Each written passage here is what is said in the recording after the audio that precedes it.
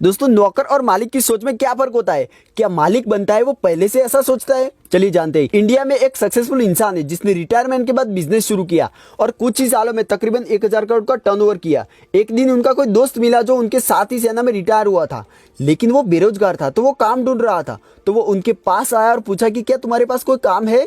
तो उन्होंने कहा कि क्यों नहीं, हम एक दूसरे को जानते, 30 साल तक साथ में काम किया है ना। दोस्तों, एक दिन ऑफिस बंद हुआ, सब घर चले गए, लेकिन ये दोनों वहां पर थे।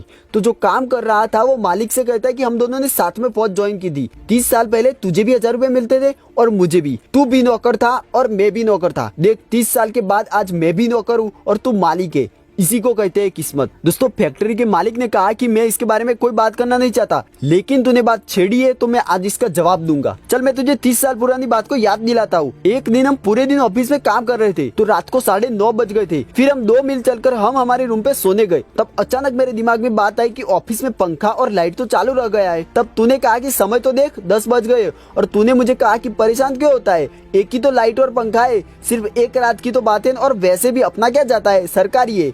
तूने कहा कि मैं नहीं जाऊंगा, तू सोने चला गया, पर मैं वापस गया और लाइट और पंखा बंद करके आया। मैं 30 साल पहले भी उस रात को मालिक था और आज भी मालिक हूँ। दोस्तों, जब तक आप मालिक जैसा एटीट्यूड नहीं रखोगे तो आप नौकर ही बने रहोगे। दोस्तों, अगर आप कोई कंपनी में जॉब कर रहे हो तो उसको अपनी कंपनी समझ के ही काम करो। दोस्तों, नौकर नहीं मालिक बनो। Wish you all the best. Love you guys.